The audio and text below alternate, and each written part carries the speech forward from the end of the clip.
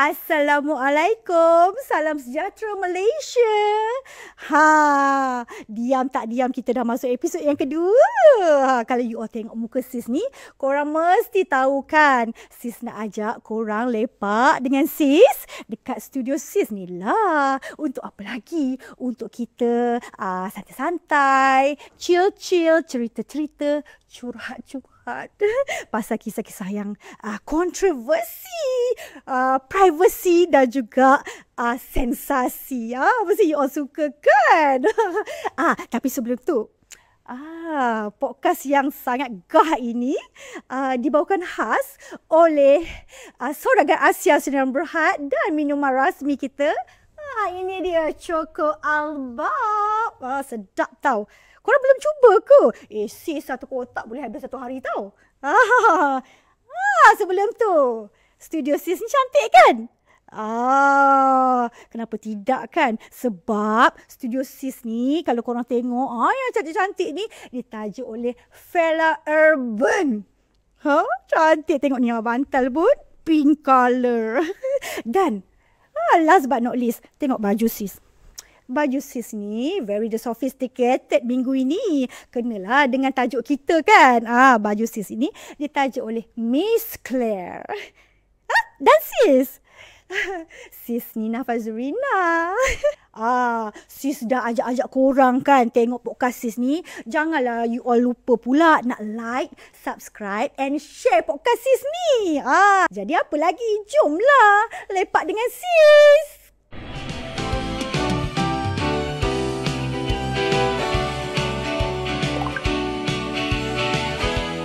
Let's lepak dengan sis.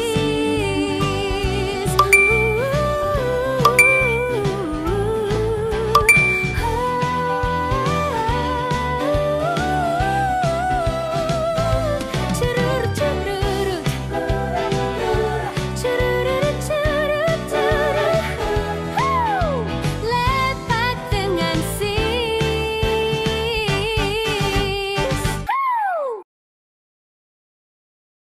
Okey, untuk episod kali ni, kita akan berbicara, berdiskusi mengenai topik yang agak kontroversi, agak panas dan berkaitan dengan masyarakat kita pada hari ini. Dan untuk itu, tetamu yang kita bawa akan kepada you all pun macam yang sis janjikan, tetamu kita mesti letup. Tetamu hari ini membuatkan sis rasa sangat berdebar-debar tau. Tak tahulah, tiba-tiba sis pula rasa macam seronok sangat untuk episod kali ni kan. Berdebar-debar, rasa macam banyak sangat soalan nak tanya dia. Sebab tetamu kita kali ni bukan setakat handsome. Tetapi sangatlah pandai berilmu. Jadi untuk episod kali ni kita akan menetengahkan. Betul ke apa saya cakap ni? Harap korang faham lah ya. Pasal kes saman menyaman. Bila patut saman, siapa yang berhak menyaman, siapa yang patut disaman. Tapi kita akan fokus berkenaan dengan bila komen kena saman. Maknanya bully cyber lah ni, berkaitan dengan dalam media sosial semua. Jadi untuk itu sis perkenalkan tetamu hari ini. Kita bersama dengan abang lawyer kita, lawyer Fakrul. Assalamualaikum. Sihat ke? Alhamdulillah. Seronok rasanya. Sejuk. Tak sejuk studio sis hari ni dengan kehadiran lawyer Fakrul. Terima kasih. Sebelum tu nak tanya, lawyer umur berapa? 33 tahun. Wow, sama lah kita. Kenapa gelap betul? Sama umur kita. Ada Chan. Dah kahwin? Dah. Oh dah? Tak apalah. Tak apa. Kalau macam tu kita nak tanya jugalah pasal perkembangan, pasal nak perkenalkan diri Abang Lawyer Fakrul kepada kita punya penonton-penonton kan. Cerita sikit. Introduce. Nama Fakrul Fazilah. Saya seorang peguam. Head of Advisory and Compliance dekat Nazmi Zaini Chambers, a firm dekat Plaza Morning Kiara. So fokus saya more to corporate lah. I'm a corporate guam yang tak pergi mahkamah sebenarnya lah. Tapi kalau sama menyaman ni bolehlah saya sentuh sikit tentang bila boleh saman, apa elements yang kita boleh sentuh lepas ni. Itulah kita jemput Abang Lawyer Fakrul ni, dia bahagian corporate. Tapi hari ni kita nak tanya pasal bully cyber, pasal komen-komen netizen yang pedas, yang tak ada insurans kat luar sana tu. Boleh ke kita saman? Sekejap lagi kita akan tanya habis-habisan, kita akan korek semuanya. So stay tune dengan Sis dalam Lepak dengan Sis. Levanta a mão crua e deixa um terrasta. Mãozinha na cintura, quero ver você dançar. Todo mundo vai cantando. Kembali dengan Lepak dengan Sis, di mana hari ni kita nak bercerita pasal kes saman menyaman. Bila komen kena saman, maknanya bully cyber lah ni kan. Kadang-kadang netizen kat luar sana diorang rasa macam diorang ni berhak je bersuara. Apa saja diorang boleh komen, apa saja diorang boleh kata. Kadang-kadang sampai diorang tak tahu itu adalah boleh menimbulkan fitnah. Bila fitnah tu, siap-siap lah korang. Kan kena saman kan. Jadinya sebenarnya sebelum tu Sis nak bagi tahu korang kan. Sis ni kan kadang-kadang Sis baca je komen-komen dekat media sosial kan.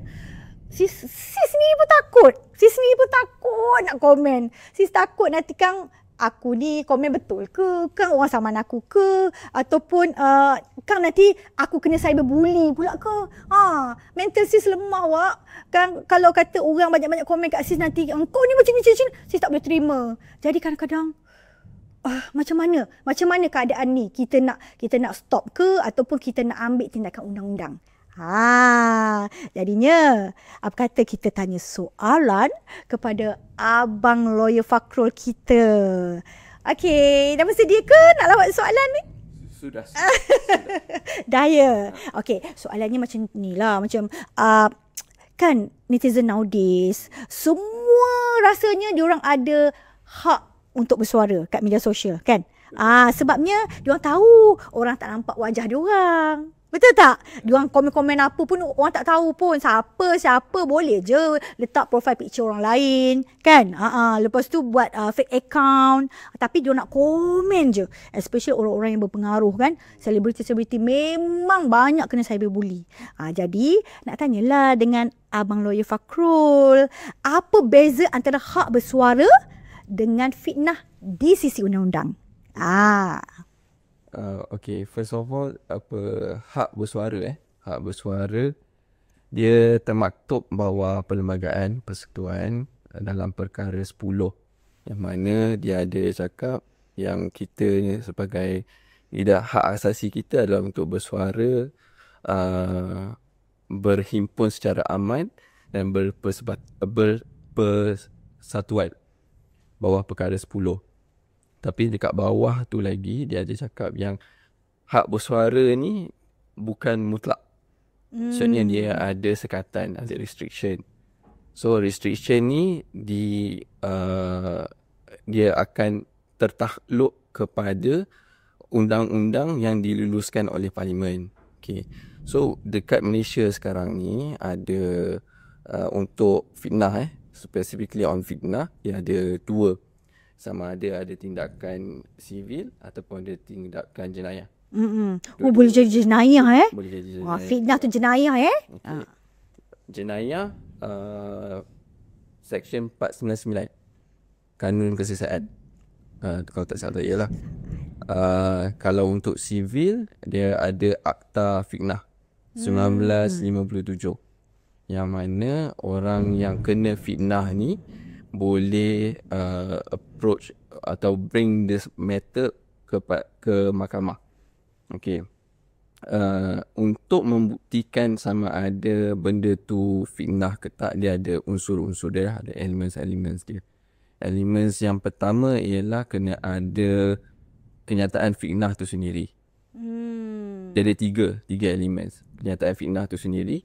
And kenyataan fitnah tu kena merujuk kepada seseorang individu yang boleh dikenal pasti. Contohnya katakanlah dia punya fitnah tu untuk apa, dinamakanlah dan sis Nina ke ataupun CEO Saudara Asia ke, dia kena kenal pasti orang yang ditujukan fitnah tu. And then ketiga ialah fitnah, kenyataan fitnah tu kena disiarkan kepada pihak ketiga.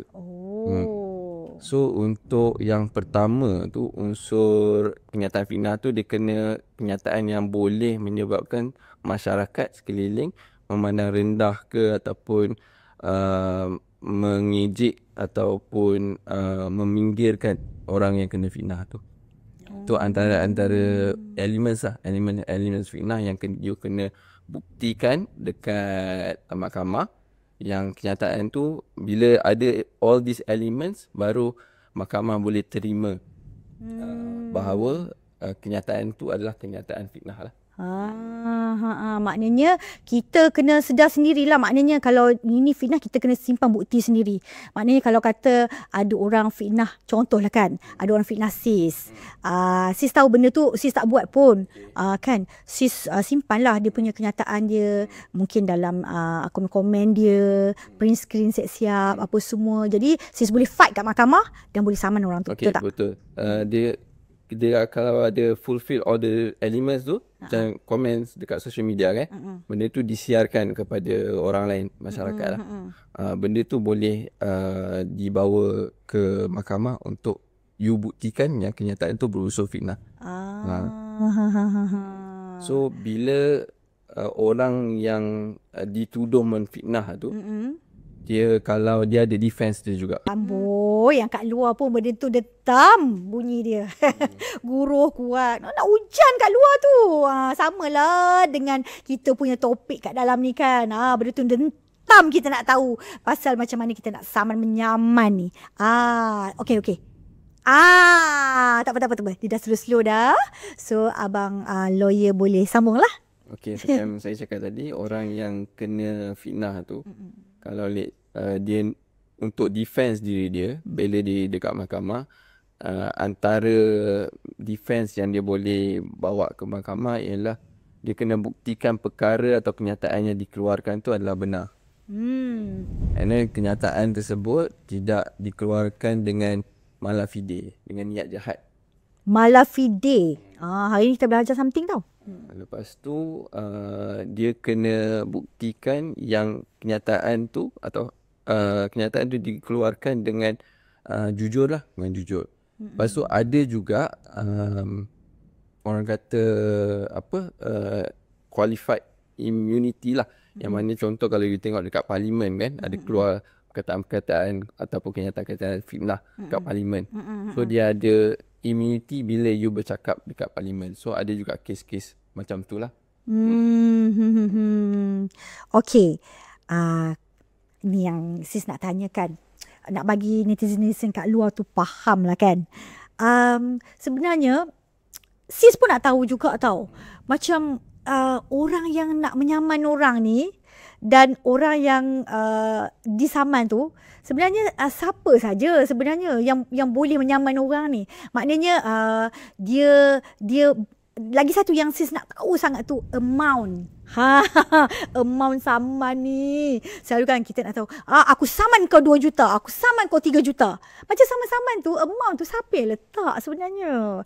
Mahkamah ke ataupun perasaan geram orang tu yang nak saman ke, macam mana tu? So amount denda denda bawah akta fitnah ni sebenarnya dia tertakluk kepada budi bicara mahkamah. Dia tak ada calculation yang spesifik lah untuk tentukan amount. Tapi kita boleh sebagai orang yang saman, kita boleh letakkan amount lah berdasarkan kerugian yang kita dapat buktikan kepada mahkamah. So dia ada beberapa jenis denda lah bawah akta fitnah ni. Contoh dia ada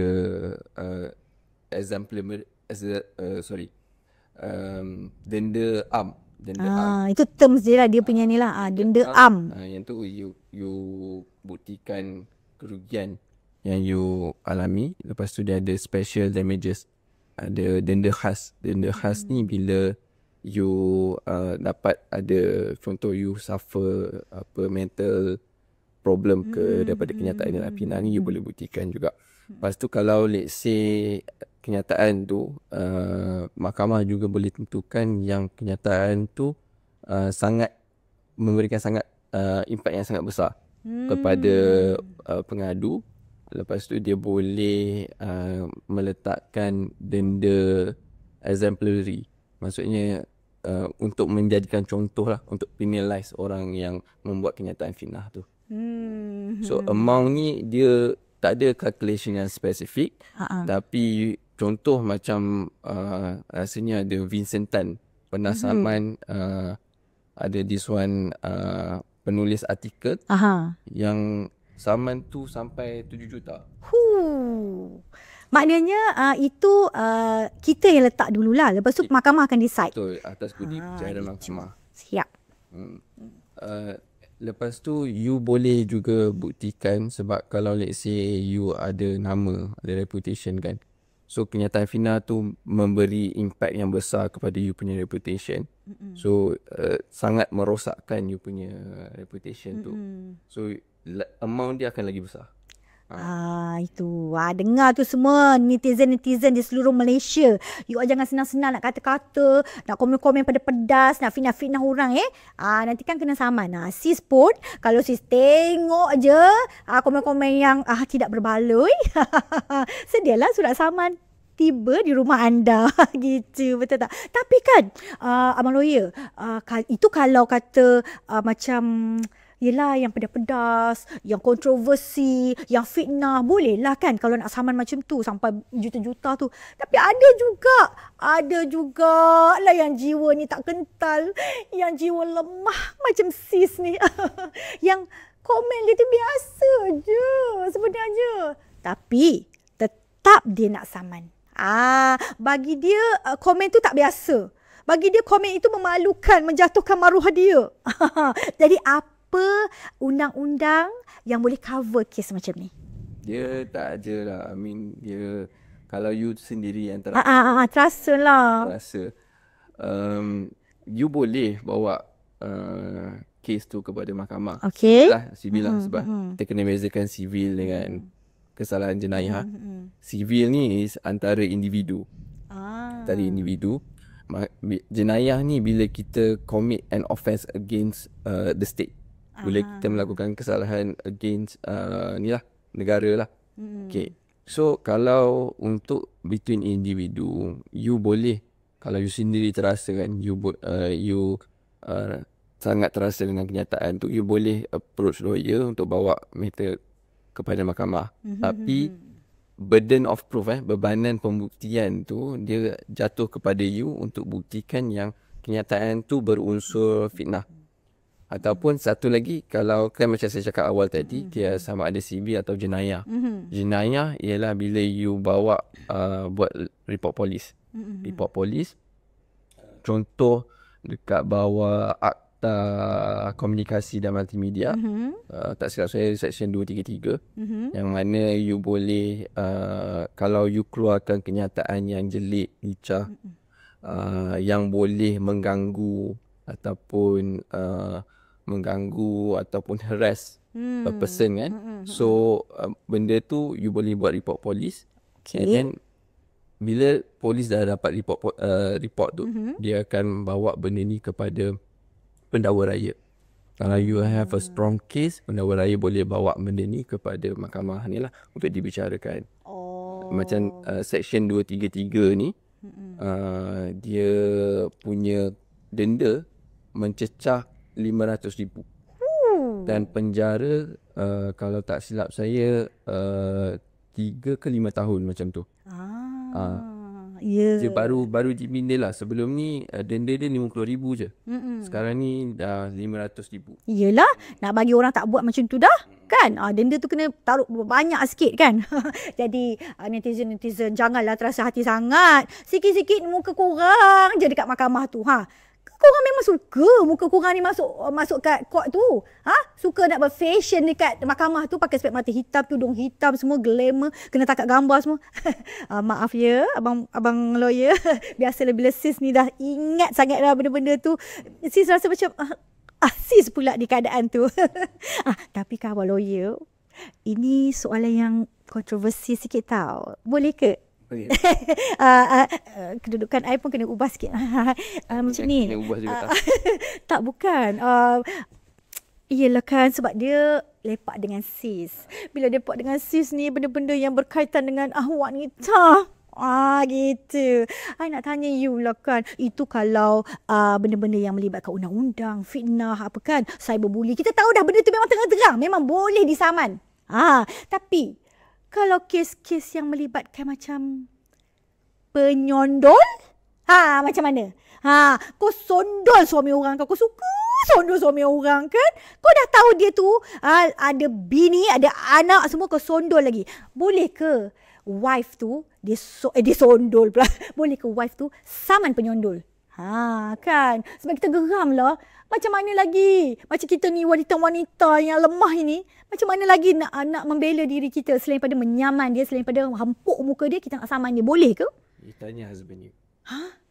Itu dialog dalam tapi hari ni I tak nak tanya husband I nak tanya abang lawyer Fakrul. Boleh ke saman penyondol? Menyondol ni dia jatuh bawah kesalahan jenayah syariah. Dengar tu. Ada ya. Mengganggu rumah tangga lah. Mengganggu rumah tangga. So kita kena bezakan kat sini perkahwinan Islam dengan perkahwinan bukan Islam. Sebab kalau bawah Law Reform Act, perkahwinan dan perceraian, untuk undang-undang perkahwinan sivil lah, dia boleh saman kepada orang yang mengganggu. Tapi kalau dari perkahwinan Islam pula, dia kena bawa perkara ni kepada Jabatan Agama Islam lah. Sebab dia masuk bawah jenayah syariah. So kalau you ganggu ataupun menghasut husband orang ke apa kan, tak jauh lah you yang si pengadu tu, isteri ke husband ke, boleh bawa matter ni untuk mengadu kepada mahkamah syariah. Tapi kena kena check betul-betul lah. Sebab saya ni bukan peguam syariah. So nak kena, kalau ada perkara ni berlaku, boleh approach mana-mana peguam syariah. Tapi apa yang saya tahu, yang benda ni boleh dibawa ke Jabatan Agama Islam. Dan kalau matter ni dibawa kepada mahkamah syariah, jenayah syariah, you boleh kena denda dalam RM5,000 ke atau RM5,000 atau 3 tahun penjara atau kedua-duanya sekali. Berat juga rupanya hukuman kepada penyondol-penyondol ni. Kau nak sondol lagi kan laki orang?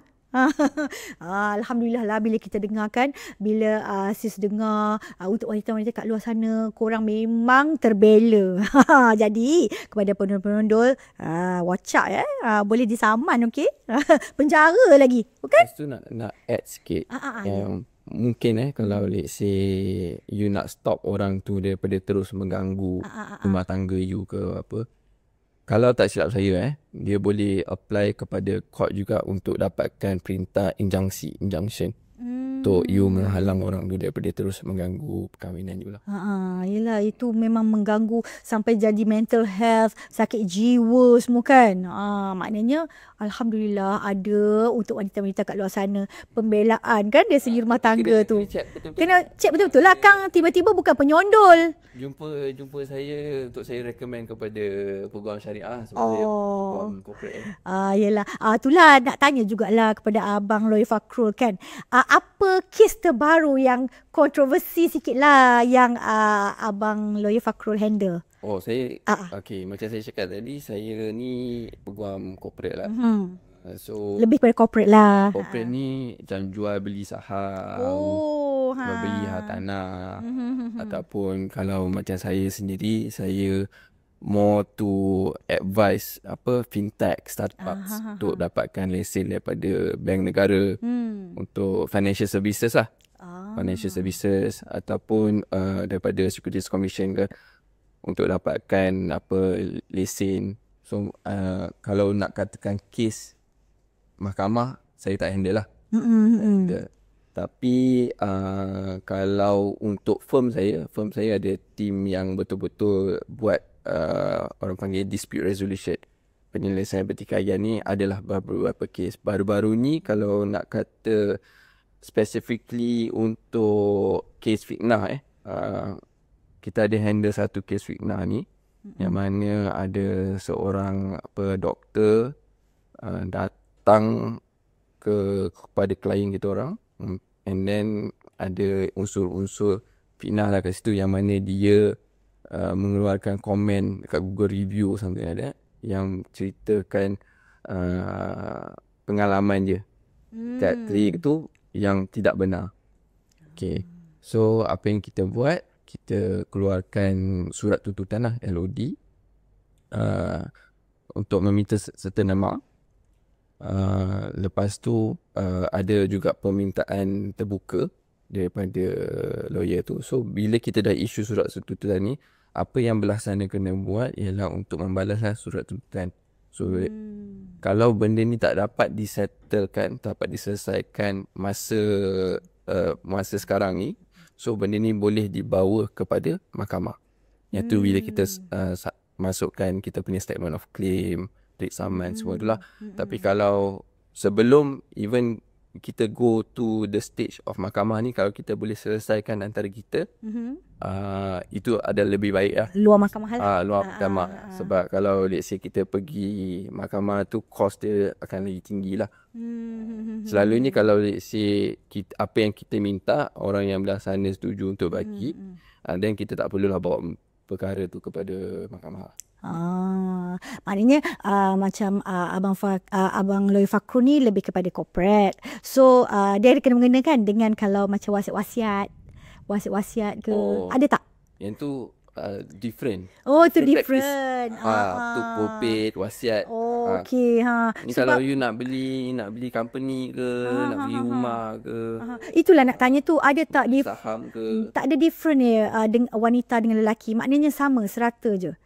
Maknanya kalau kata dari segi, I nak tanyalah pasal kalau sentuh sikit lah kan, pasal contoh macam wasiat ke, pasal apa tu pembahagian agihan harta pusaka ke apa kan. Sebab apa ada kes tau, ada kes. I tengok kan tak jauh lah kes dalam negara kita juga. I tengok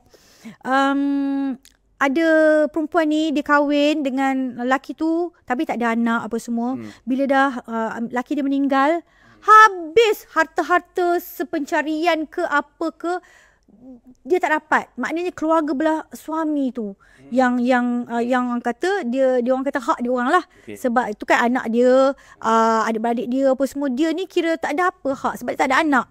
So kalau macam tu macam mana kalau hak wanita tu? Ke dia ada hak sebenarnya? Dia ada hak. Kalau kat saya dalam segi faraid tu memang ada pembahagian ni lah. Tak kan? kurang pasti tentang pembahagian tu, tapi pada kebiasaannya akan memberat kepada belah lelaki lah.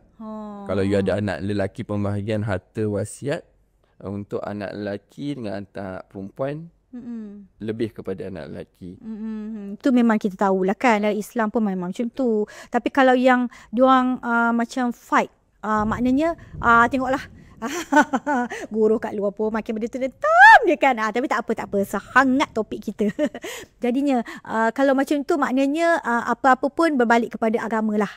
Berbalik kepada agama. Kalau let's say kita nak selamat kan, kalau suami tu dah tahu dah macam dia nak bagi harta dia kepada isteri dia, tak payah tunggu mati lah. Tak payah tunggu mati lah. Dah mati dah tak boleh bagi wasiat dah. So bagi hibah lah. So kalau selasa hidup ni, kalau ada harta-harta yang dia memang nak bagi kepada isteri dia, so bolehlah bagi semasa hidup. So pemilikan harta tu Betul. boleh di question lah lepas tu. Okey, Abang Lawyer Fakrul. Sebenarnya I tak puas hati lagi lah sebenarnya pasal soalan pasal penyondol tadi tu. Memang tak puas hati. I nak tanya lagi lebih dekat you. Kan? You pernah sondol tak? Tak pernah. Tak pernah. Tak pernah? Tak pernah. Ya ke? Takkanlah handsome macam ni tak pernah kena sondol. Tak ada orang berminat. Oh. Tak ada lah. Kita cuba menjauhkan diri lah. Ayo. Memang patut. Laki kat luar sana memang patut macam tu. Kalau tak nak ada kes banyak nyondol ni, korang lah yang kena kontrol diri korang. Betul tak? Betul. Oh, betul ke? Handsome macam ni tak ada. Tak ada. Dia isteri saya pandai detect awal. Oh, ya ke? Tapi itulah. I memang nak tahu sangat pasal penyondol ni kan. Macam mana tu? Maknanya kalau kata yang disondol tu, yang bukan disondol maksudnya, yang disondol lah maksudnya wife tu, kalau kata dia geram sangat dengan apa yang dia dah tengok, dia dah tahu, dah disondol ni, kalau dia rekod ke, kalau dia siarkan dekat media sosial ke pasal kelakuan suami dia dengan penyondol tu kan, rekod video ke, upload ke, status ke apa ke, macam mana? Maknanya dia boleh kena saman ke kalau macam tu? So Kita undang-undang kan? nasihat saya kalau ada kes curang ke kes menyondol ni, kita istighfar dulu lah. Istighfar dulu. Nasihat keagamaan tu. Istighfar dulu. Okay. Bertenang dulu. Ya. Fikir dulu. Yelah, bagi lelaki tenang lah. Kalau perempuan tak adanya tarik je rambut tu. Perempuan pun ada yang kena Istighfar. ini bukan lelaki sahaja Yelah. yang disondol. Perempuan pun ada yang kena sondol. Kakak-kakak kalau sana? So kita istighfar dulu, kita fikir dulu apakah tindakan yang kita akan buat seterusnya ni akan menyebabkan akibat yang buruk lah. Contoh macam untuk kita siarkan dekat social media kan, benda tu boleh jatuh juga macam orang yang kalau benda tu tak tentu sama ada betul ke curang ke atau tak. Orang yang direkod boleh bawa kes ni kepada mahkamah lah. Macam saya cakap tadi tu, kalau ada untuk fitnah dia ada fitnah libel, maksudnya dia kekal. Maksudnya posting dekat social media, posting dekat mana-mana kenyataan yang secara bertulis, dia dipanggil sebagai libel. Betul. Yang keduanya kan boleh part tu. Sebab saya tengah ingat term dia libel dengan satu lagi apa Library. bukan. Sekejap saya check sekejap. Tapi kan I respect lah wife you. Kan I respect wife you. Walaupun you macam ni kan, pandai dia tak kena sondol. Kalau I lah 10 perempuan dah kesaman dah setahun. Libel dengan slender. Libel Dengan slender. slender. Dengar tu netizen. Libel dan Libel slender. yang you post kat social media, kenyataan social media tu. Kalau slender ni dia oral, verbal, yang tak kekal ataupun gerak tubuh. So dia ada dua jenis lah. So yang macam recording apa semua tu jenis kekal lah, jenis kekal. So you kalau benda tu tak betul, kes curang tu tak betul, orang yang direkod tu boleh bawa kes ni kepada mahkamah lah untuk saman fitnah. Ataupun kalau you marah sangat you tarik rambut dia apa semua tu kan, tu dah berlaku kekerasan lah kat situ. So benda ni boleh jatuh kepada kes jenayah juga, yang Dia pula yang boleh sue kita kan. so kita, sebab tu saya cakap tadi, sebelum buat apa-apa tu kita istighfar dulu. Istighfar dulu. So macam ada kes-kes yang macam road rage kan, yang macam langgar sampai mati tu kan, sebab gaduh kat atas jalan semua tu kan, tak pasal-pasal masuk penjara kan, orang tu mati sebab manslaughter apa semua tu. So apa yang kita kena buat, kawal dulu perasaan. Oh, kawal dulu perasaan. Itulah. Yelah. Kita cubalah, cuba elak. Ya, boleh. Memanglah boleh bercakap kan. Kawal perasaan semua. Tapi bila dah sampai kat situasi tu, kita kadang-kadang dah tak ingat dah Abang Lawyer. Tak ingat dah geram punya pasal. Padahal suami tu tak adalah apa sangat pun. Tapi geram kan. Orang kacau rumah tangga kita apa semua. Itu yang nak saman tu. Okey. Jadi kan kalau macam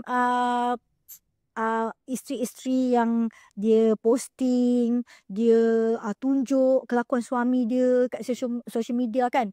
Walaupun yelah memang katanya tadi boleh jatuh fitnah. Tapi itu tindakan isteri tu adakah aib ataupun jenayah? Tindakan posting dekat social media apa lagi curang? Aib atau jenayah? Dia more to aib. Sebab kalau Aib dan jenayah. jenayah ni you kena buktikan sama ada okey contoh kalau you Kenapa ketawa? tak ada.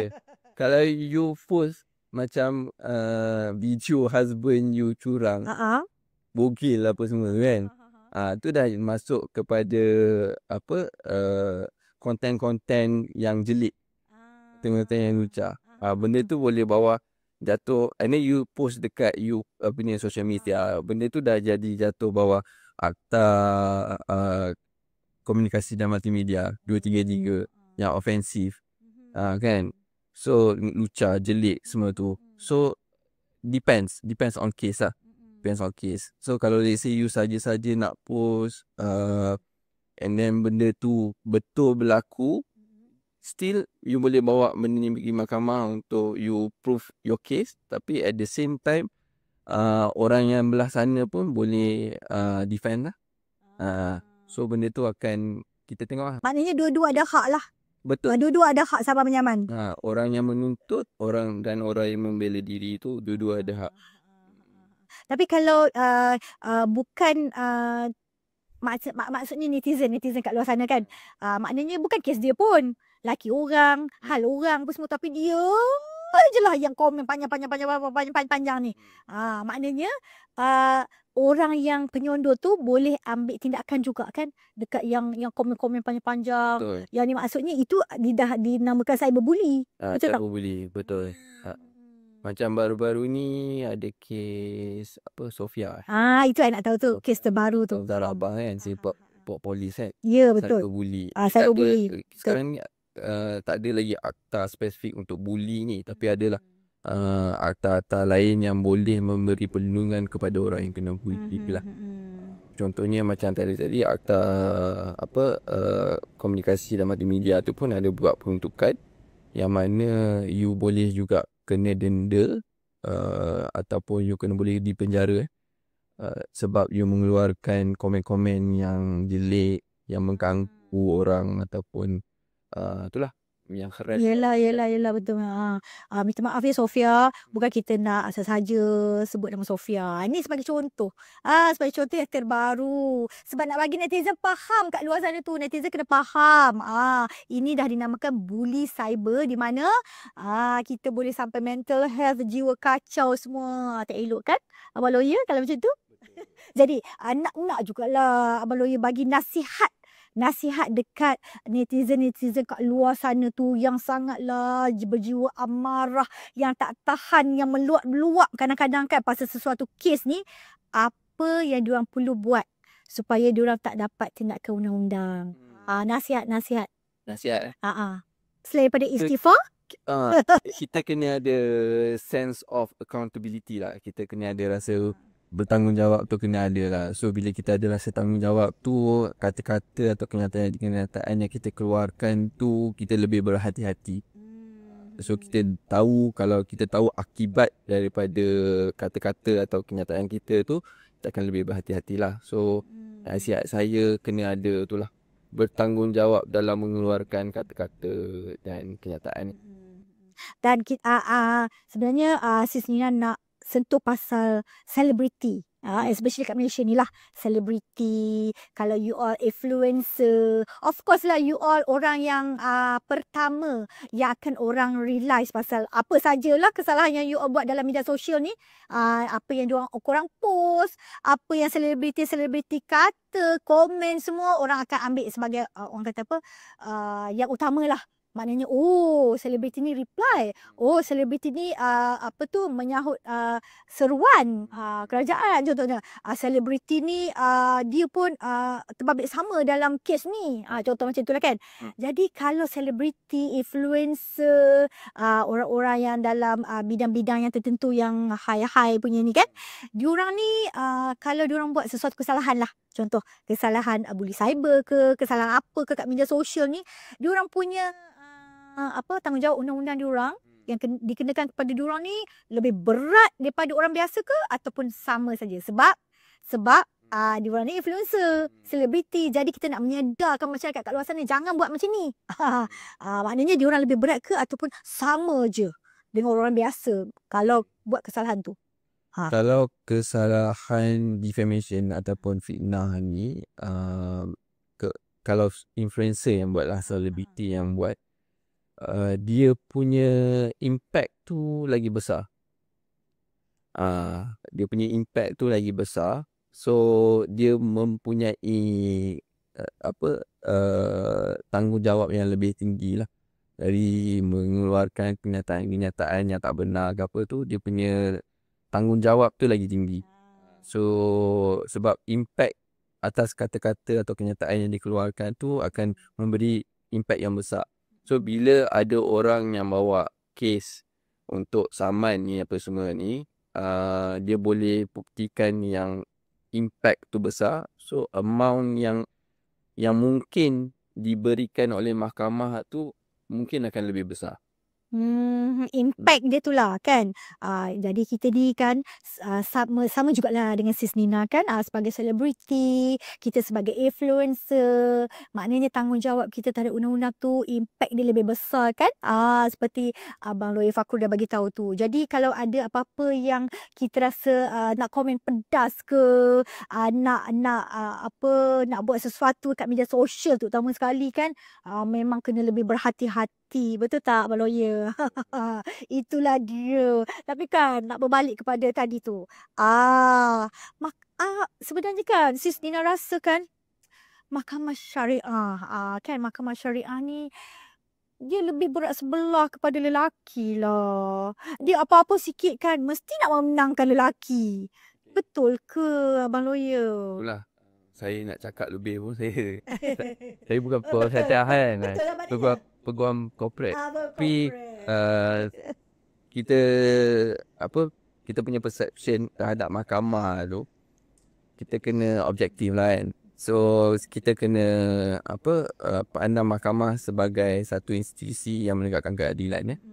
So mahkamah akan keluarkan dia punya judgement ataupun dia punya itulah judgement dia tu berdasarkan fakta. Mungkin dia dah assess fakta tu betul-betul apa semua, dan mungkin fakta ataupun dia punya claim tu berpihak kepada pihak lelaki most of the time. Saya tak sure sebab saya tak deal dengan ni lah, kes-kes syariah ni lah. Tapi mungkin jugalah bagi saya bagi sis bukanlah dia nak berat sebelah kot kepada lelaki, tapi dia nak mengurangkan kes perceraian. Sebab apa? Banyak yang filekan kes perceraian tu sebenarnya adalah daripada golongan kaum wanita. Yang tu yang Sis tahu. Sebab wanita ni pantang disentuh sebenarnya. Pantang ada apa sikit cepat terasa, cepat sentak, bukan sikit-sikit ceraikan aku. Macam tu. Jadi dia terus saja pergi ke mahkamah di situ. Mungkin sebab itu mahkamah syariah ni dia lebih tak apa ke I pula yang menjawab. Ini berdasarkan apa yang I tahulah. Silakan. Bukan I nak caras you as a lawyer, tak. Tapi ini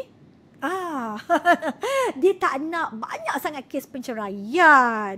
Jadinya dia terpaksalah, walaupun dia tahu laki tu hauk, tapi dia terpaksalah kata laki tu baik supaya tak bercerai lah laki bini tu. Macam tu, betul tak? Tapi hak penceraian tu kan hak lelaki. Hak lelaki tengok. Betul lah tu jawapannya. Mahkamah tu lebih berat kepada lelaki. Tapi itulah dia kena tengok fakta lah. Kalau ada itu kes yang macam apa abusive ke suami abusive ke kan. Saya tak rasa mahkamah akan berpihak kepada lelaki yang abusive tu lah. So kita kena tengok lah fakta-fakta post tu macam mana. I nampak you dah banyak sangat jawab kesal kat you. Jom kita minum air dulu. Boleh. Minum dulu. Bagi hilang dahaga apa semua basah tekak. Sedap air. Walaupun air kosong. Ya, sedap air sebab you segan kena interview dengan I. Tak, bukan. Ini. I nak tanyalah ni. Yang ni curhat-curhat sikit lah kan. Betul ke? I nak tanya pendapat. Betul ke orang kata kalau kita bercinta dengan lawyer ni atau berkahwin dengan lawyer ni, kita selalu salah dia je tak betul sebab dia lawyer. Betul ke? Saya depends tak. Kahwin dengan lawyer je. Sebab dia tahu kan masuk undang-undang semua. Kita kalah aja selalu. Kalau macam kahwin dengan lawyer corporate macam saya selalu kalah. Ya. You yang selalu kalah. Tak, sebab Wife you pun lawyer kan? betul. Itulah dia. Tapi dua-dua lawyer corporate lah. Dua lawyer corporate. You lawan dia lawan. You lawan dia lawan. Tapi selalunya kalau yang nak menang ni selalunya mungkin lawyer yang pergi mahkamah lah. Litigation lawyer lah. Sebab dia nak menang kes apa semua. Tapi kalau macam corporate lawyer, kita more to nak protect kita punya clients punya interest kan. So negotiation tu kena win-win situation lah. So banyak negotiation lah daripada nak menang. Bertolak ansur. Sebab tu lah I tak berkahwin atau bercinta dengan lawyer. Sebab I memang nak menang. Perception lah. Perception lah kan. Itulah dia. Saya okey je. You okey je? You okey makna? You okey dengan I? Saya tak selalu menang lah. Okey yang tu. I ingat okey apa. Saya banyak. Okey, kita nak bagi relax sikit kan. Kita dah tanya banyak sangat lah dengan Abang Lawyer Fakrul hari ni. Walaupun dia dalam corporate tapi macam-macam dia jawab. Syariah lah, civil lah, sampai ke wasiat-wasiat kita tanya dia tadi kan. Jadinya, ini soalan yang paling simple. I rasa you memang sukalah nak jawab soalan ni. Okay. Macam mana sebenarnya kita nak jadi seorang lawyer dan seorang lawyer yang bagus? Seorang Tak lawyer. kisahlah mana-mana lawyer pun, tak kisahlah corporate ke, syariah ke. Okey, perjalanan untuk menjadi seorang lawyer macam saya sendiri peribadi, saya start masuk mula kita kena completekan kita punya degree in law tu lah. Ambil yang tu dalam jurusan undang-undang tu dalam 4 tahun. Lepas tu, lepas habis degree, kita kena buat latihan dalam kamar. Privilege selama 9 bulan. 9 bulan ni kita attach to a firm. So lepas habis 9 bulan ni adalah kita kena pergi kena buat legal aid. Lepas tu nak kena ada macam saya tak ada SPM. Saya tak ada SPM. So saya kena ambil bahasa Melayu. Ya, betul. Wajib tu. Kena interview bahasa Melayu sebab saya tak ada SPM. So Makna Abang Lawyer Fakrul tak ada SPM macam mana tu? Maknanya I tak faham. Maknanya tak ambil SPM terus ambil apa? saya tak ambil SPM. Tak Saya ambil ambil SPM? sebab saya A-level. betul. Dia IB International Baccalaureate.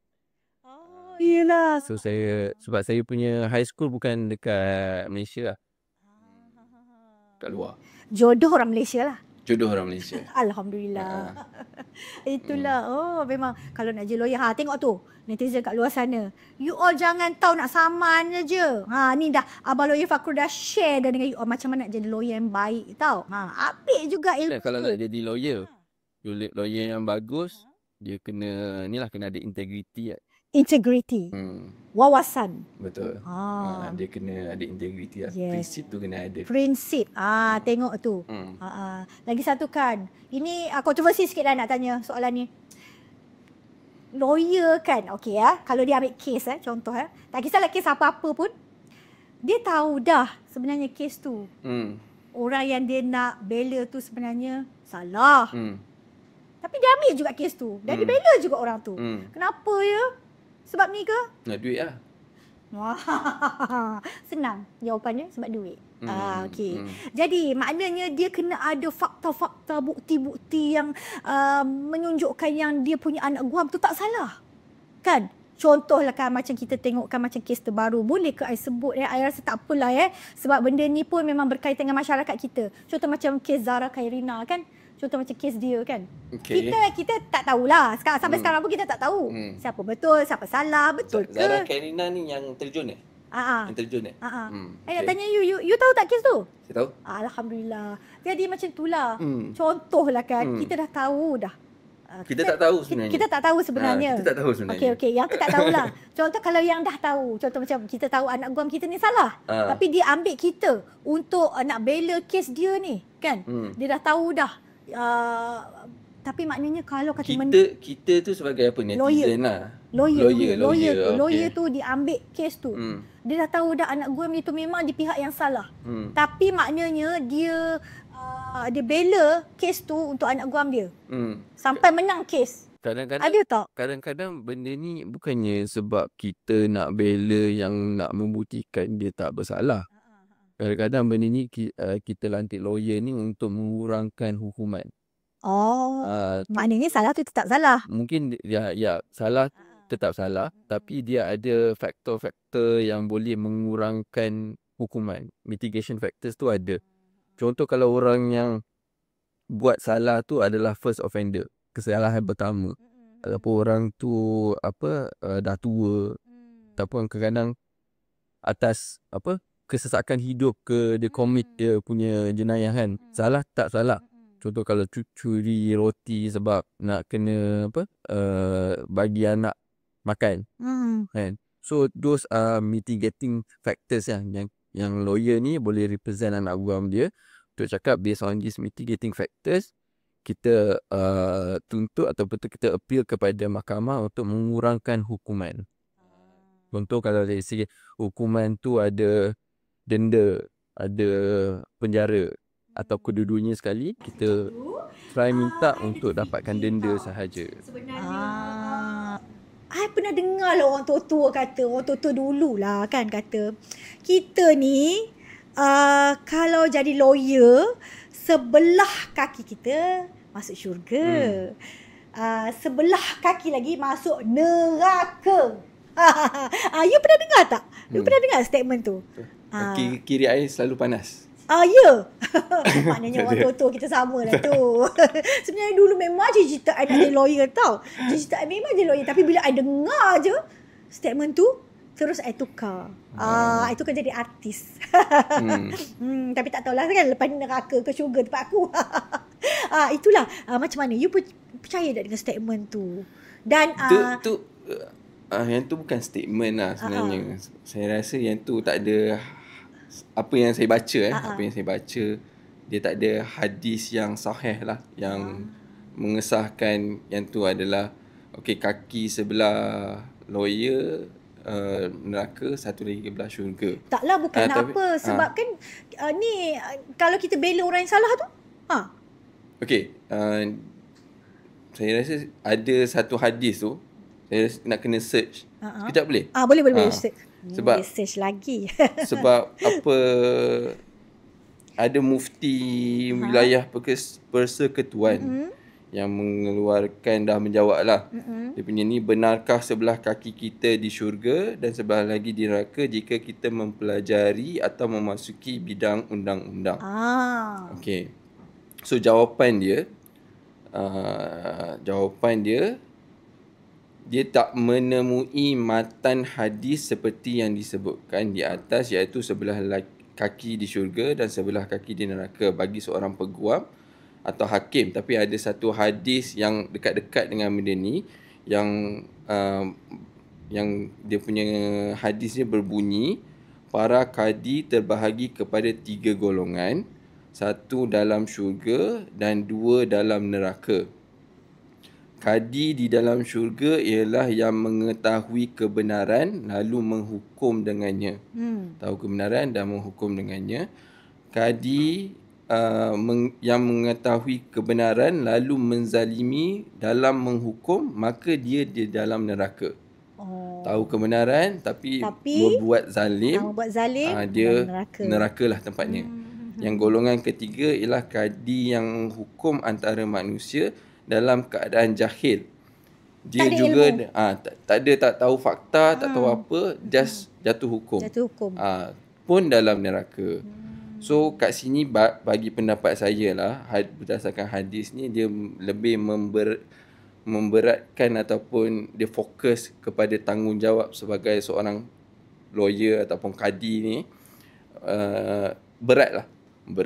So apa-apa keputusan ataupun hukuman ataupun keputusan yang dibuat tu, dia mempunyai akibat yang diketentukan lah, neraka atau syurga lah tempat dia. Yelah, siapa kita nak menerakakan orang, nak mensyurgakan orang kan, tak semestinya. Itulah tu. Tapi kenapa you nak jadi lawyer? You minat ke? You minat jadi lawyer ke? Saya tak. Perjalanan hidup saya sebenarnya tak ke arah tu lah. Tak ke arah menjadi lawyer. tak ada. Tapi sekarang tak you pernah, actually masa belajar pun tak pernah terfikir lah nak jadi lawyer sebenarnya. Mungkin ada sikit masa saya tengok cerita Suits. Cerita Suits dulu. Lepas Masa tu terus timbul minat nak jadi lawyer. Tak, bapak saya suruh. Jadi lawyer sebab bapak suruh. Bapak saya suruh. Maknanya bukan daripada minat sendirilah. Bukan. Kalau you tak jadi lawyer, jadi apa? Saya punya passion saya nak jadi apa lah Saya nak jadi ahli sukan sebenarnya. Wow, ahli sukan ada. Ada tokoh. Sukan apa? Macam masa saya kat universiti dulu, saya masuk sukan mendayung. Wow, mendayung. Rowing. Tak famous lah dekat Malaysia ni. Maknanya kalau tak menjadi lawyer, menjadi ahli sukan pula mendayung ya? Mendayung ataupun badminton kot, sebab sekarang minat saya badminton. Ya, nasib baiklah you tak jadi ahli sukan. Kalau you jadi ahli sukan, ramai orang mendayung kat belakang you. Okey. Itulah dia ya. Kelas jawapan you vast sangat. Lawyer. I pun sebenarnya cita-cita jadi lawyer dulu tau. Okey. Tapi sekarang dah jadi lawyer buruk. Memang betul. I kat sekolah dulu memang nak jadi lawyer. I memang suka bercakap. Bercakap apa semua kan. Tapi kan bila dah makin lama I rasa macam jadi lawyer ni bukannya mudah. Bukan mudah. Maknanya bercakap tu kena ada fakta, kena ada bukti apa semua kan. Betul. Lepas tu pula bila diomok-omokkan dengan tadilah statement tadi tu. Statement satu kaki kat syurga, satu kaki kat neraka tu. Tapi kita tahu jugalah apa, lawyer ni dia ada banyak-banyak jenis kan. Ada lawyer macam saya, lawyer yang tak masuk court, yang dia cakap non-dispute lah. Non-dispute, tak ada pertikaian. Lepas tu kalau ada satu lagi lawyer yang memang untuk represent orang, lawyer yang menyelesaikan pertikaian. Lepas tu ada juga lawyer kriminal lah, untuk defend orang-orang yang kena tuduh atas kes jenayah. So ada banyak-banyak jenis lawyer lah. Kalau let's say you macam minat jadi lawyer, just nak kena tahulah jurusan mana yang you nak jadi lah. Macam saya rasa yang saya ni tak articulate enough untuk bercakap ataupun untuk represent klien dekat mahkamah ke apa. Sebab tu saya choose untuk jadi corporate lawyer lah. Corporate lawyer. Maknanya corporate lawyer tak pergi mahkamah ke?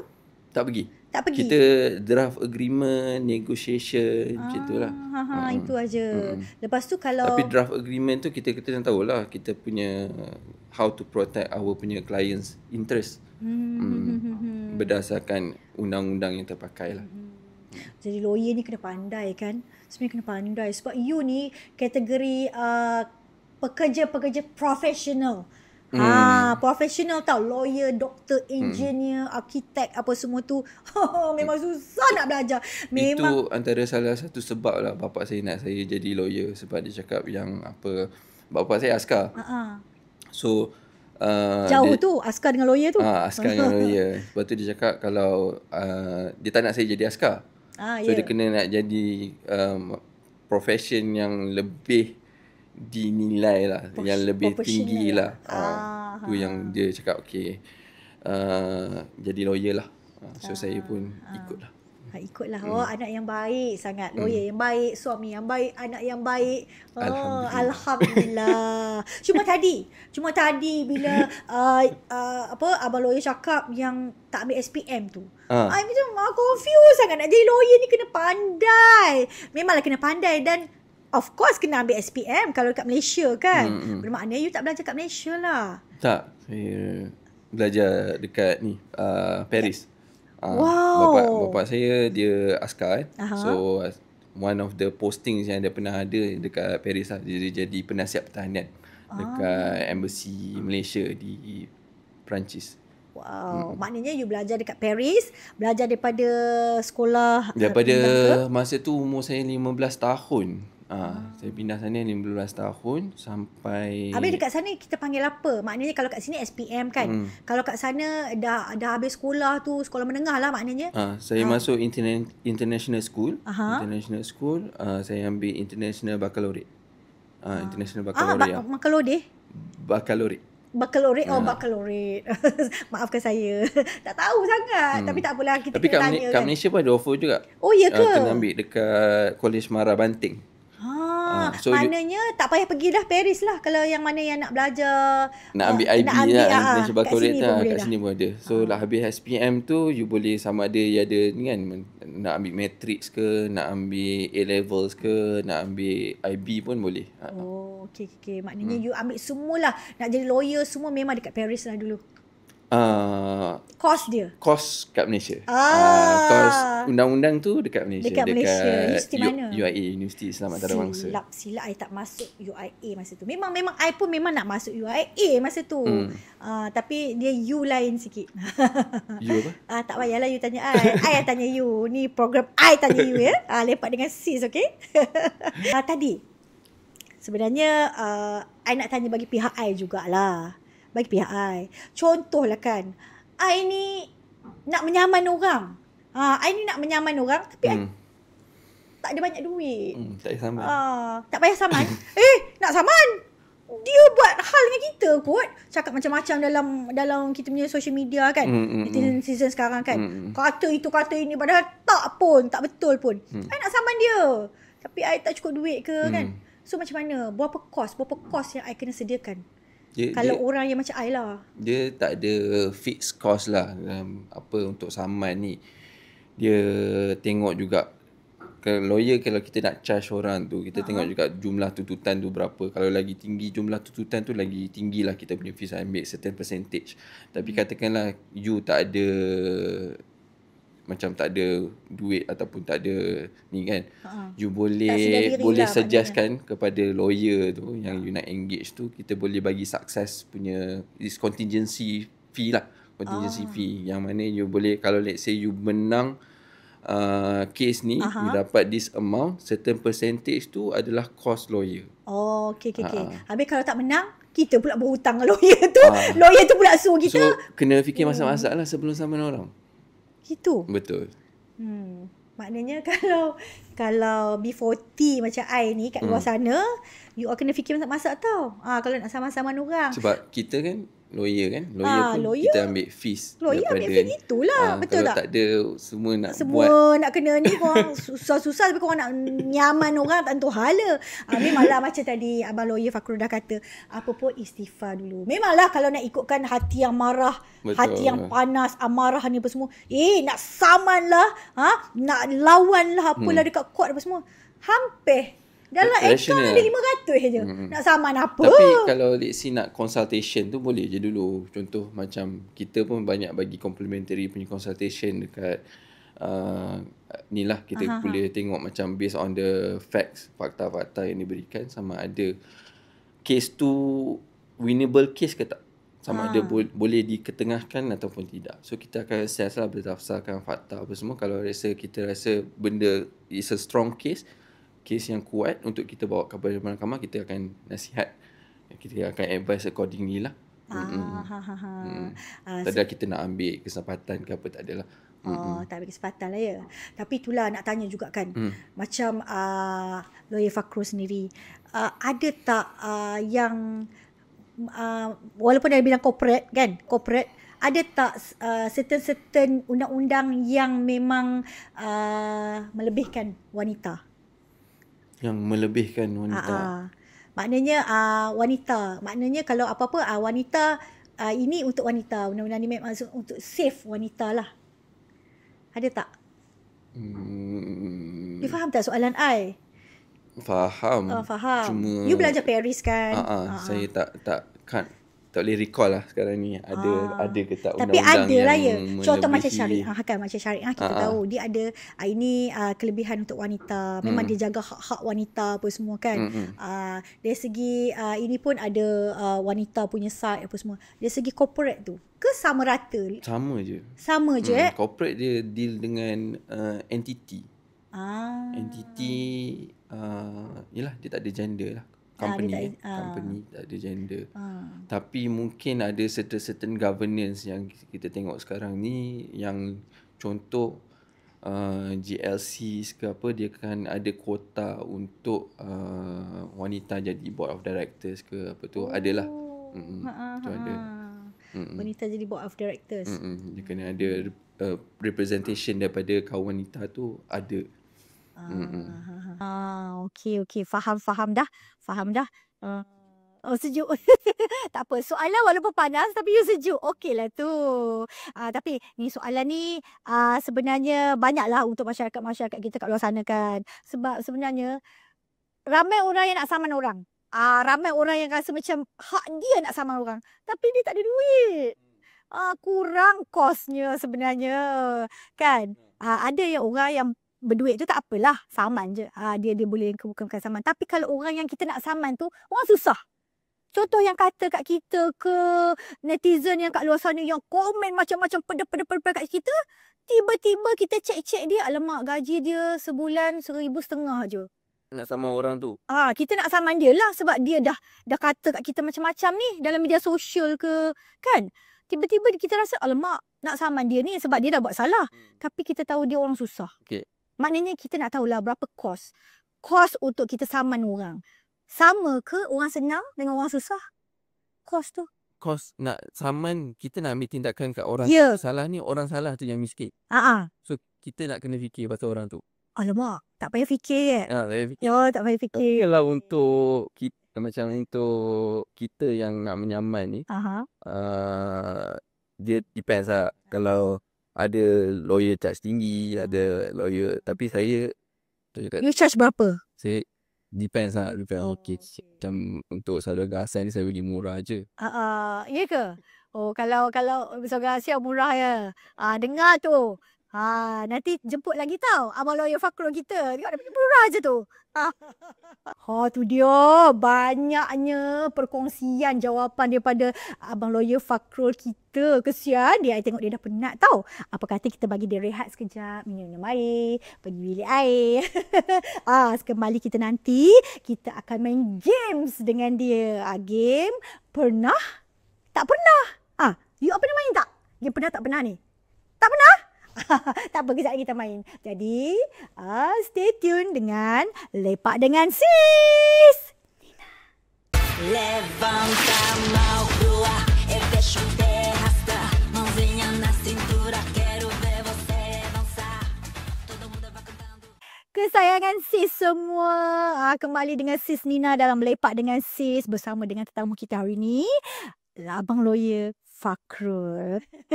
Lama dah dengan kita jawab-jawab soalan kan. Kita bagi dia free mind sekejap. Apa kata kita main game?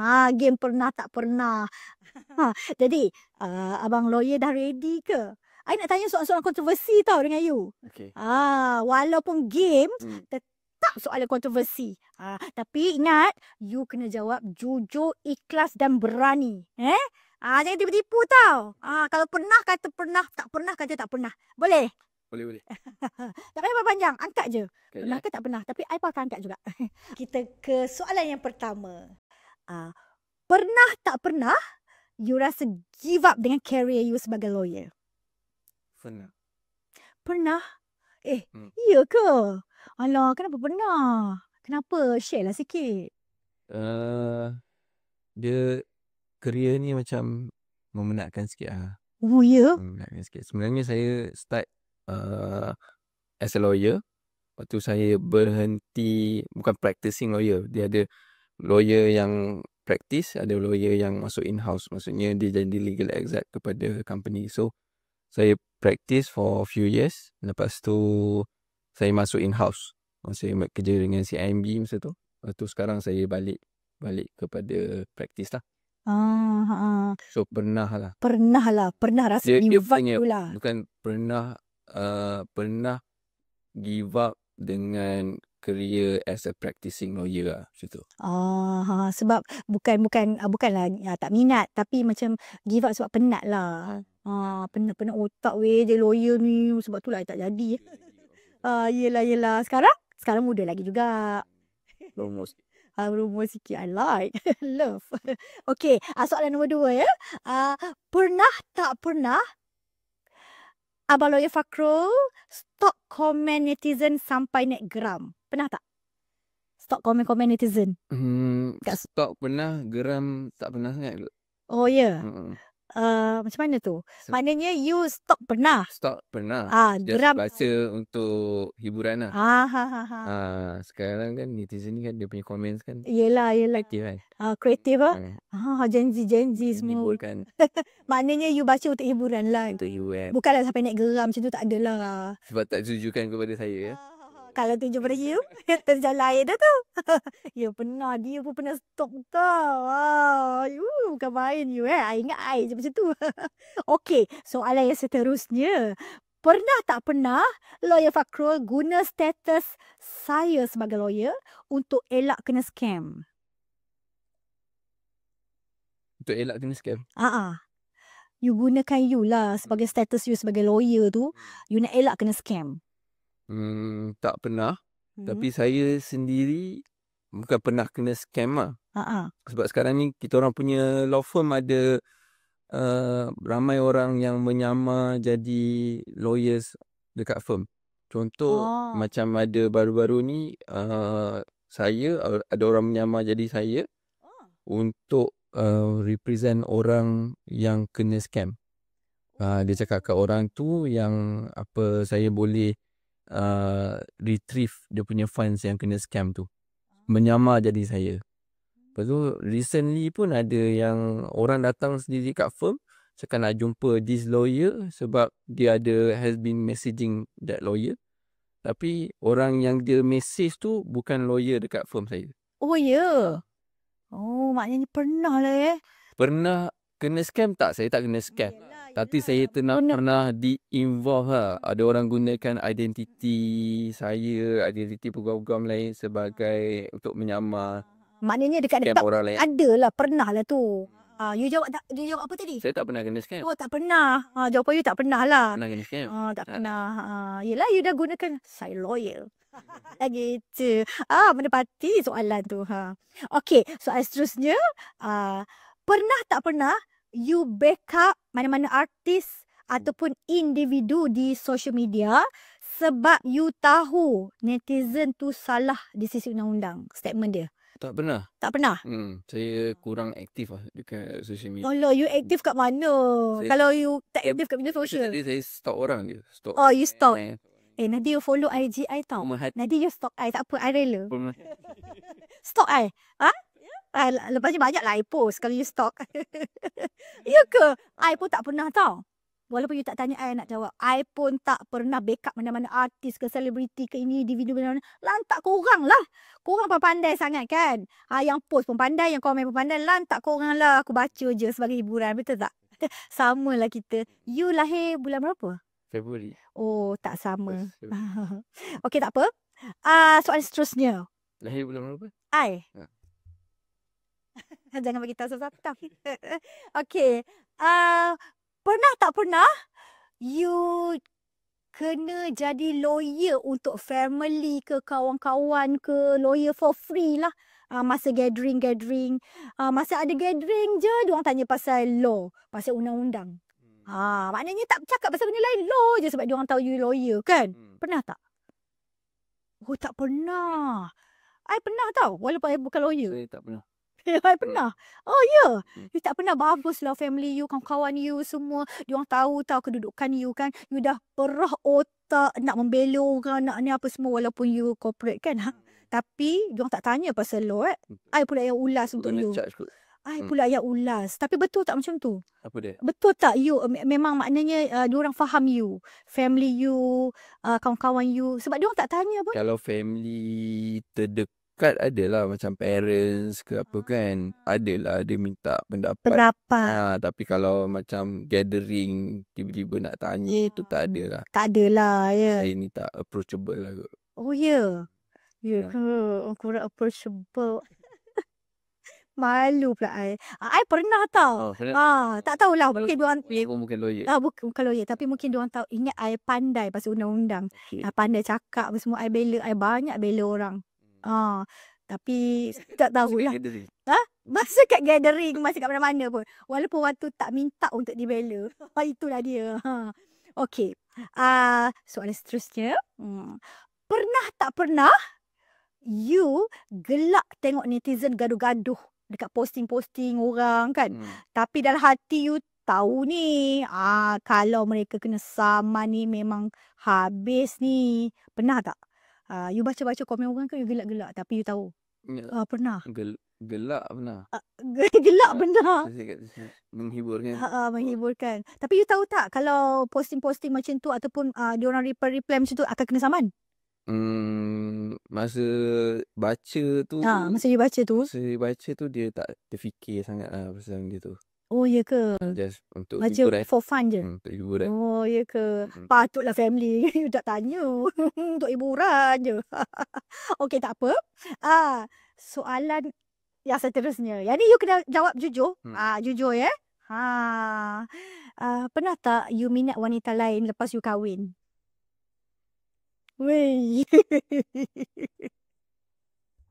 Cukup dia jujur, babe. Benar tak dia minat wanita lain lepas dia kahwin? Ya, Mak Encik. Kakak. Kakak pula. Takkan lah. Ya. Mrs. Fakrul, you don't worry about your husband. Your husband is so loyal lah. You tak pernah Takkanlah. Takkanlah. Mana? Betul ke tak ni? Pernah lah. Tak pernah lah. Takkanlah minat. Dia tak pernah lah. Tapi wanita lain ada minat you tak? Yang tu saya tak tahu. Dia tak tahulah. Tanya. Sebab dia tak balas apa posting you. Apa you posting. Dia tak kata have a nice day ke apa. Tak adalah. Kalau ada tu maknanya minat tu. Ya ke? Macam mana? Ubah. Boleh ubah tu. Masih boleh lagi. Tak apa. Soalan tu sama ada saya pernah minat perempuan lain ke tak kan? Tak lah. Tak pernah. Pas ni I nak stalk lah IG wife you. I memang tak pernah lah. Sebab I memang tak minat perempuan. Yelah. Of course lah kan. Laki lah. Takkan perempuan. Okay. Soalan seterusnya.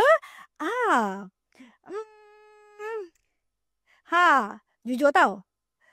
Pernah tak pernah you beli-beli barang, tak kisahlah kat pasar raya ke, you order online ke apa ke, tiba-tiba you tak cukup duit nak bayar. Walaupun you lawyer kan, you beli-beli barang, nak bayar kat kaunter tak cukup duit. Pernah tak? Alhamdulillah. Alhamdulillah. Alhamdulillah. Mencukupi lah. Mencukupi lah. Maknanya kalau kita ukur baju pada sendirilah. Dia tahu dia tak beli lah. Ya. Macam I perasan tau. I kat badan I kurus. Sebab tu I tak pernah ukur badan I. I pernah. I pernah boleh berlama-lama ni. Tengok bayar tak ada. Call lah sana, call sini. Bank in cepat sekarang bank in. Nak lagi cukup. Tak payah nak beli. Tapi duit tak cukup biasa tu. Wanita kan. You memang tak pernah lah. Tak pernah. Alhamdulillah. Sekarang ni banyak yang pay later apa semua tu pun saya tak. Tak juga ya. You so loyal. Kalau you jadi ahli sukan lah. Betul you jadi ahli sukan. I rasa semua soalan-soalan you pernah Mesti you akan jawab pernah. Sebab apa? Ha? Ada suka dengan Ali sukan dia social sikit. Okey, tak apalah. sikit Ya. Sebelum you tanya lebih lanjut. Okey, ada tanya. Ini soalan kedua terakhir sebelum pergi ke soalan yang terakhir. Okey.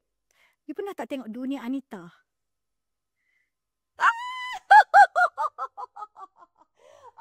You kenal tak? Siapa? Siapa tu? Kenal? Kenal lagi. Dia tengok daripada sitcom Putri Putri. Dunia Anita saya tak tengok sangat lah. Ha? Sebab You maknanya masa Nora Danish tak ada tu, you tak tengok. Maknanya you tengok Putri Putri saya tengok. sebab Nora Danish. Tengok episod lah. I ada tau dalam Putri tu. Tahu lah. Lepas Dunia Anita tu saya tengok macam iklan macam tu je. iklan saja. Maknanya episod yang betul-betul I berlakon dalam cerita. Amin. Sekejap, minum. Tak pernah ya. Tak apa. Sekarang ni, I dah duduk sebelah you. Tak silap lah, pernah lah maknanya. Minat jugalah. Dah follow ke? I punya IG. Siapa? Minat watak Anita tu. Lama tu nak jawab tu. Lambat tu So, jawapan tu. tak ingat sebab dah lama. Oh, dah lama ya. Tak apa. Dia sekarang dia kembali. Tak ingat ya. Okey, tak apa. Sekarang I duduk sebelah you. Okey. Ini soalan terakhir. Ini memang you kena jujur. Jangan tipu-tipu tau. Jujur sangat. Okey. Pernah tak pernah you minum Choco Alba? Pernah. Yeah. Sedap ke? Dah. Sedap. Ada coklat dan mocha. Wow. Coklat dan mocha. Choco Alba. Hari-hari minum ke macam mana? Baru-baru ni ada launch Choco dengan kunafa. Kunafa. Itu sedap. Yang tu sedap. Sedap. Ya. Sebab dia rasa dia tak manis sangat. Alhamdulillah. Kan? Sebenarnya air dia pun tak manis you. Air dia pun tak manis. Tak ada gula putih you. Best air dia. Dia tu lah rasa dia tak manis lah. So kan kalau kita makan coklat kan, dia rasa manis sangat. Bagi kita lama-lama tu dah tak boleh nak niat. Betul. Tapi Choco Alba dia sebab tu berjaya. Yes. Alhamdulillah. Apalagi Choco Alba. Dia dah promote apa lagi. Itu sajalah soalan-soalannya. Alhamdulillah. Kita sama-sama jujur. You jujur, I pun jujur. Netizen, terpulang pada you all macam mana nak judge. Tapi jangan jadi orang yang judgemental, okay? Okay, itu dia. Kita dah habis dah segmen main games. Pernah tak pernah. Jadi, lepas ni kita akan ke segmen seterusnya. Jadi, tunggu. Lepak dengan Sis Nina.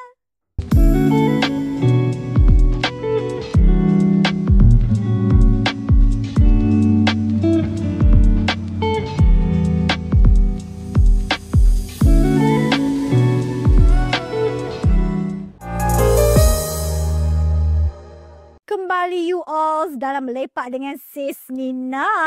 Okey, kita tetap dengan Abang Lawyer Fakrul kita. Kita dah sampai ke segmen yang terakhir ni. Nampak muka dia dah lega segmen terakhir. Tapi walaupun segmen terakhir, soalan-soalan tetap. Tapi kali ni you kena bagi inspirasi. Tadi kita dah sensasi, kontroversi apa semua kan. Tapi untuk segmen-segmen yang terakhir ni lebih kepada inspirasi, nasihat, sharing yang baik-baik, especially kepada kita punya ni lah anak-anak muda kita, netizen-netizen yang dalam masih sekolah, belajar apa semua ni kan. Kalau you ada satu message yang you nak sampaikan kepada mereka-mereka netizen yang muda-muda ni, apakah mesej itu? Terutama sekali berkenaan dengan cyberbully, media sosial ni semua. Saya rasa kita kena, macam saya cakap tadi, kena lebih bertanggungjawab lah dengan kata-kata atau kenyataan yang kita buat. Sebab ada saying cakap words are sharper than knife kan. Kata-kata tu tajam. Betul. So kita kena tahu apa akibat daripada kata-kata kita tu. Mungkin kita rasa sebagai satu hiburan kepada kita, saja-saja nak ejek ke apa. Tapi siapa yang terima tu mungkin akan dapat kesan yang lebih mendalam lah. Ada yang sekarang ni kan banyak mental health problem apa sih. So kita kena lebih bertanggungjawab dalam mengeluarkan kata-kata. So kita kena tahu jaga adab kita, kita punya ni kan orang Melayu adab semua tu. So jangan keluarkan kata-kata tanpa fikir ataupun atau tanpa check dulu kebenaran sesuatu lah. Sekarang, kalau tak pasti jangan kongsi Betul. Tagline tu memang betul lah. Kalau tak pasti jangan kongsi. Maknanya tu kita kena lebih bertanggungjawab lah dengan apa yang kita komen, apa yang kita sebelum kita keluarkan kata-kata, apa semua sebelum kita rekod, siarkan apa semua kan. Kadang mungkin kita tak tahu yang apa yang kita buat tu Salah. akan membuat orang lain akan meninggalkan kesan yang negatif atau impak yang besar kepada orang lain Lepas tu satu lagi mungkin akibat terhadap diri kita juga. Betul. Dengan kata-kata yang kita keluarkan kan. Kalau kita keluarkan kata-kata yang fitnah, kata-kata yang jelik kan. So dekat dalam Malaysia ada undang-undang. So ada undang-undang yang mana orang yang kena fitnah atau orang yang kena ejek tu boleh bawa kes sivil terhadap kita. Yang mana kita ada risiko untuk membayar atau membayar ganti rugi. Ada satu lagi ada juga kes yang mana undang-undang jenayah. Yang kalau kita keluarkan kata-kata fitnah ataupun kata-kata jelik yang bawah akta komunikasi dan multimedia tu, yang kita pun boleh didenda sekarang ni sampai 500,000. Wow, banyak tu. Up to 500,000 kalau kita keluarkan kata-kata jelik yang mengganggu orang lain apa semua di media sosial. Dan ada juga risiko untuk dipenjarakan. Wah, tak pasal-pasal jadi bekas banduan kan. Betul. Kerana komen-komen. So kita kena before keluarkan any statement ke apa, kita kena fikir dulu akibat daripada kata-kata yang kita nak keluarkan tu. Betul-betul kan. Kadang-kadang tu kan, komen-komen pedas ni kan diorang, ya Allah, senang-senang aja kan. Tapi bila ada tindakan-tindakan undang-undang macam ni, barulah netizen-netizen tu kena sedar dengan apa tindakan yang diorang buat kan. Kena selalu berjaga-jaga. Setiap kata-kata tindakan kita apa saja tu, boleh kena saman. Betul tak? Kalau menyalahi undang-undang. Kalau menyalahi kita bukan semua lah. Ya, betul-betul. Tapi kan saya rasa kesian sangat kan, sampai memang ada yang kena cyberbully, sampai ada yang bunuh diri kan. Kes kat Malaysia. Ya Allah, itu yang ada this one Indian girl yang bunuh diri sebab itu kena memang dah tak tahan cyberbully. sangat dah tu. Memang dah tak tahan sangat kan. Ya Allah Tuhanku, tolonglah you all. Kalau rasanya tak payah komen ke apa, tak payahlah. Nak bully-bully kenapa? Iri hati lah tu, dengki lah tu. Nanti mana tahu podcast kita ni pun banyak je diorang nak komen kan. Biasa tu. Tapi sis okay. Sis tak saman. Setakat ni lah. Malaysia pun ada, I think one of the highest jugalah yang dekat betul kan? cyberbully Cyberbully. ni. Betul. Memalukan memalukan, menyakitkan. Tak apalah. Pelan-pelan lah kita ya. Macam itulah kita nak educate orang-orang muda kita. Itulah macam mana kita nak educate. Nak tanya juga dengan abang lawyer kita. Macam mana kita orang muda ni boleh lebih bijak dalam menggunakan media sosial ni. Supaya mereka tak kena tindakan undang-undang. Saya rasa mungkin satu, semuanya bermula daripada rumah aku didikan ibu bapa kepada anak-anak mereka semua tu. Satu lagi untuk macam adik-adik semua ni, kadang dia tak matang lagi kan, so dia kena expose dengan so many things kan on social media apa semua tu. So satu restriction ibu bapa tu penting juga. Kita kena awas anak-anak kita kan untuk dalam explore dunia social media ni. Betul. Satu lagi sebab budak-budak ni dia banyak mengikut kan. So yang macam influencers ni pun semua memainkan peranan lah dalam educate budak-budak ni semua, memberikan contoh yang baik. So kalau boleh. Tapi memang I suka yang you cakap didikan daripada rumah tu, ibu bapa tu. Sebenarnya bermula daripada ibu bapa tu kena pantau kan penggunaan media sosial anak-anak tu kan.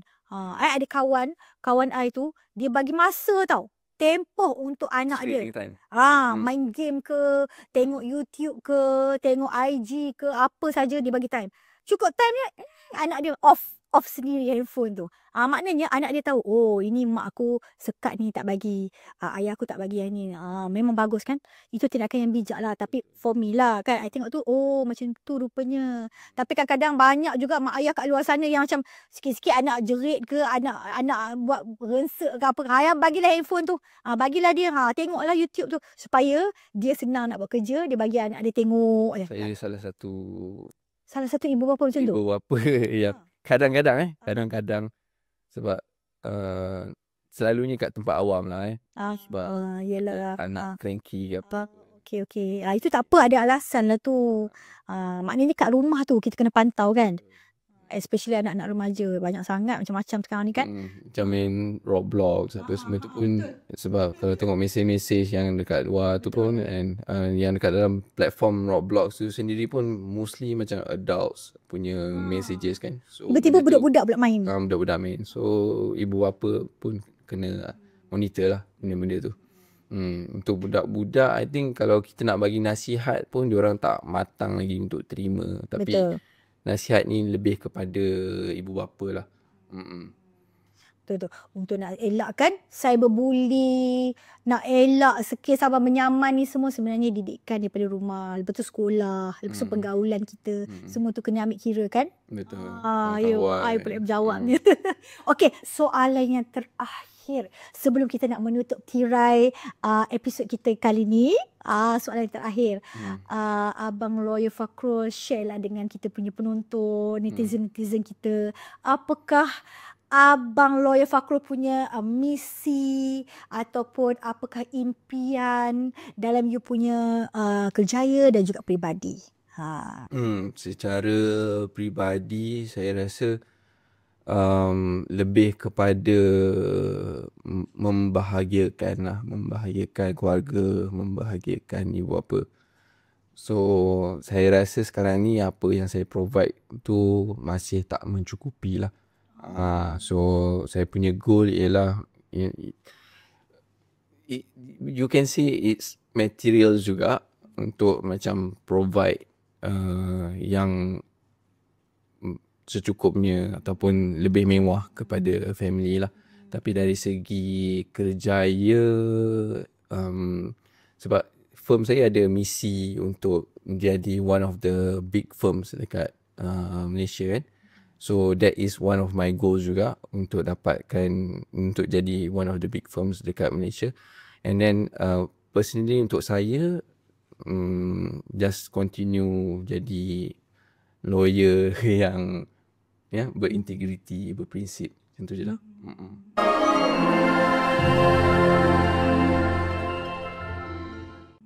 Itu dia. Walaupun umur baru 33 tahun kan, walaupun masih muda, tapi ada banyak visi, misi untuk peribadi, untuk kerjaya. Nasib baik dah kahwin. Kalau tidak memang beratur wanita-wanita kat luar sana tu.